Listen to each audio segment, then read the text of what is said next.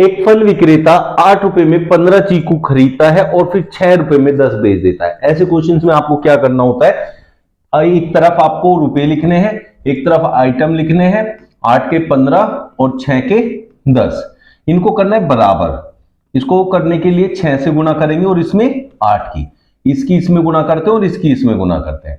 48 जिसकी इसमें गुणा की इसमें भी करिए 90, इसमें भी करिए 8 की 80। इसका मतलब है 48 रुपए में उसने 90 खरीदे और 80 बेच के उसने 48 रुपए पूरे कर लिए। तो 10 आइटम्स का फायदा हुआ। कितने आइटम्स के पैसे दिए, 80 के गुणा 100, ये होता है आपका परिणाम जो उसको फायदा हुआ, क्योंकि उसने जितने में 90 खरीदे थे उतने में 80 बेच दिए। इसका मतलब 80 चीजें बेचकर उसके पूरे 90 के पैसे कवर हो गए, 10 चीजें उसके पास बच गई। ये इसको करने का तरीका होता है। 4 दूनी 8, 4 से 25, 12.5 बन गया और ये प्रतिशत लाभ होगा। क्लियर। रुचिर 20 किलोमीटर प्रति घंटा की गति से चलकर और रुकमा 25 किलोमीटर प्रति घंटा की गति से साइकिल चलाते हुए एक दूसरे की तरफ आते हैं। जब ऐसे एक दूसरे की तरफ आते हैं तब जो उनकी परिणामी चाल होती है वो हमेशा जोड़ कर आती है। एक ही दिशा में जाते हैं तो घटा कर आती है, क्योंकि जितना ये कवर करेगा और ये उतना ही फासला उन दोनों के बीच का कम होता चला जाएगा। तो इनकी जो चाल होगी वो चाल इन दोनों को ऐड करके मानी जाएगी। चाल हो जाएगी 20 + 25 बराबर 45। एक दूसरे के यदि वे 48 मिनट के बाद मिलते हैं तो शुरुआत में उनके बीच की दूरी कितनी थी, दूरी बराबर होता है बच्चों चाल गुना समय। चाल है 45, समय है 48 मिनट, इसे घंटे में बदलने के लिए 60 से भाग कर देंगे। 15 × 45, चौके 60, 12 × 36, तो 36 किलोमीटर की दूरी उनके बीच में थी स्टार्टिंग में जब उन्होंने स्टार्ट किया था। एक छात्र ने एक संख्या का गुणा 5/4 के बजाय 4/5 से कर दिया, तो इस गणना में प्रतिशत त्रुटि कितनी हुई। अगर ऐसे क्वेश्चंस में आपको प्रतिशत त्रुटि निकालनी है तो क्या करना होता है, जो संख्या है वो लेनी है, इसमें से इस संख्या के वर्ग में से इस संख्या का वर्ग माइनस करना है, ये आएगा, और बटे में इन दोनों की गुणा करके लिखनी है 20। जो ये आया बच्चों इसमें मल्टीप्लाई करनी है 4/5 की जो उसने की थी और गुणा में 100% बनाने के लिए, तो आपका आंसर आ जाएगा 20 × 100, 5 से 5, 36% की त्रुटि बन गई, जो कि ऑप्शन 4 में दिया हुआ है। आसान ट्रिक है, यूज करिए, बिल्कुल विद इन सेकेंड आप इसका आंसर निकाल पाएंगे। 8% दर से 3 वर्षों के लिए एक निश्चित साधारण राशि पर साधारण ब्याज 10%, वार्षिक दर से 2 वर्षों के लिए 1200 रुपए की राशि पर चक्रवृद्धि ब्याज से आधा है। 2 वर्षों के लिए 10% पे 1200 रुपए का जो चक्रवृद्धि ब्याज आएगा उसका आधा है साधारण ब्याज। तो पहले क्या करते हैं, चक्रवृद्धि ब्याज निकालिए 1200। इसको निकालने का तरीका ये होता है कि यहां कितनी साल है उतने हिस्सों में डिवाइड कर दिया, परसेंटेज दोनों बार 10% है, तो इसका पहली साल मिलेगा 10% जो कि 120 होगा, दूसरी साल भी यही मिलेगा, और दूसरी साल पहली साल के ब्याज पे ब्याज मिलेगा 10%। 120 का 10% हो गया 12, ठीक है। तो 240 और 12 हो गया 252 रुपए टोटल ये चक्रवृद्धि ब्याज आ गया। इसका आधा मिला है आपको 2 एकम 2, 2 4, 2 सिक्के 12, 126 मिला है साधारण ब्याज। जब भी आपको साधारण ब्याज पता है तो उसमें 100 की गुणा करके जो भी दर है उससे और समय से भाग कर दीजिए, आपका आंसर आ जाएगा। 4 दूनी 8, 4 से 25, 3 दूनी 6, 2 12, एकम तो 5 लास्ट में आना चाहिए, मतलब इकाई अंक। तो ऑप्शन ए 525 रुपए आपका मूलधन हो जाएगा, किसमें, साधारण ब्याज के केस में। x + y = 12 और xy = 32 है, तो x² + y² का मान आपसे पूछा है। ऐसा क्वेश्चन जब भी हो आपके पास तो क्या करें, जो x + y का मान है उसका वर्ग कर दीजिए 144, ठीक है। और ये जो दिया है अगर यहां बीच में प्लस है, यहां बीच में प्लस है तो इसका 2 गुना माइनस करना है जो कि होगा 64, तो आपकी x² + y² का मान आ जाएगा ऑप्शन 4।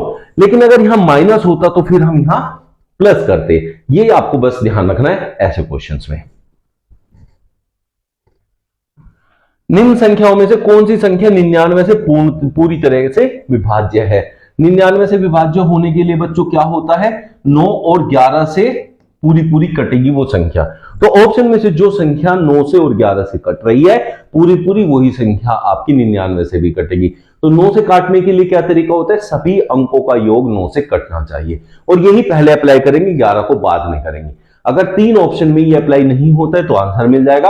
अगर एक से ज्यादा में ये अप्लाई हो जाएगा कि 9 से एक से ज्यादा ऑप्शन कट जाएंगे, फिर हम 11 को देखेंगे। तो यहां देखिए 5 और 1 6, 6 5 11, 11 7 18 और 9 27, 9 3 27, ये संख्या तो कटती है।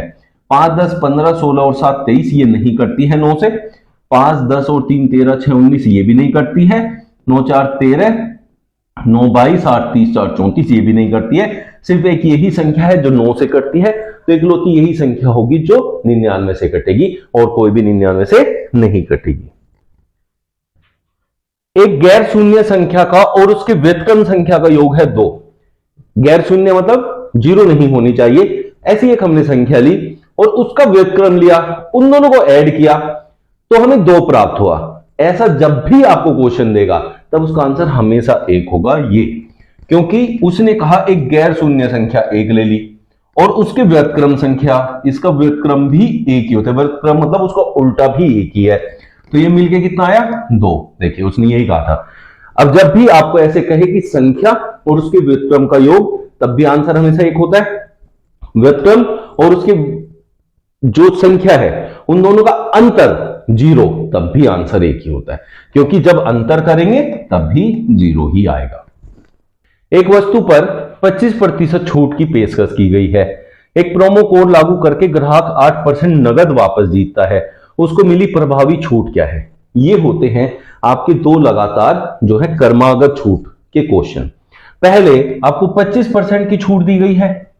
जब क्रमागत छूट होती है तो उससे एकल छूट कैसे बनाते, देखिए एक ही अगर छूट है फिर बी की छूट मिली है तो इन दोनों को जोड़ते हैं और -AB बटा 100 करते हैं। तो पहले छूट मिली है 25 की, फिर मिली है 8 की, फिर 25 गुना 8 बटे 100, ऐसे करते हैं।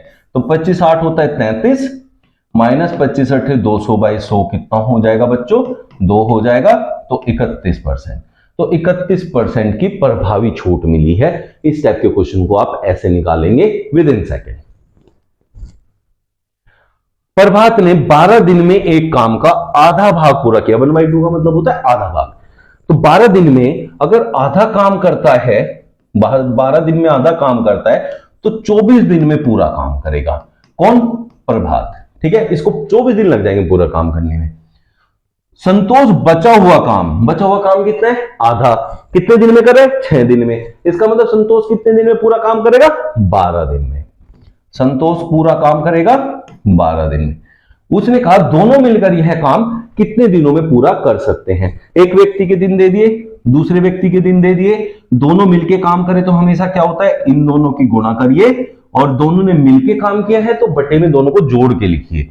तो इन दोनों का जोड़ करके यहां आएगा 36, 12 36, 3 8 24। इसका मतलब वो दोनों मिलके काम करेंगे तो 8 दिन में निपट जाएगा। ठीक है बच्चों। x और y ऐसी 2 संख्याएं हैं जिनका माध्य अनुपात 16 है। माध्य अनुपात होता है x और y की गुणा और उसका रूट, और ये कितने के बराबर है, 16 के। तो इसका मतलब x y किसके बराबर है, 256 के। अब आपको ऑप्शन में से ऐसी संख्या ढूंढनी है जिन दोनों की गुणा करके आपको 256 मिल जाए, लेकिन संख्या 16 16 मतलब बराबर नहीं होनी चाहिए। तो ये नहीं लेंगे। इनकी गुणा में 6 दूनी 12 इकाई अंक 2 आएगा, ये भी नहीं लेंगे। इसके इकाई अंक 8 आएगा, ये भी नहीं लेंगे। तो ये आंसर हो गया, और इन दोनों की गुणा 256 होती भी है। तो ऐसे करके आप इस टाइप के क्वेश्चंस को विद इन सेकंड फाइंड कर सकते हैं।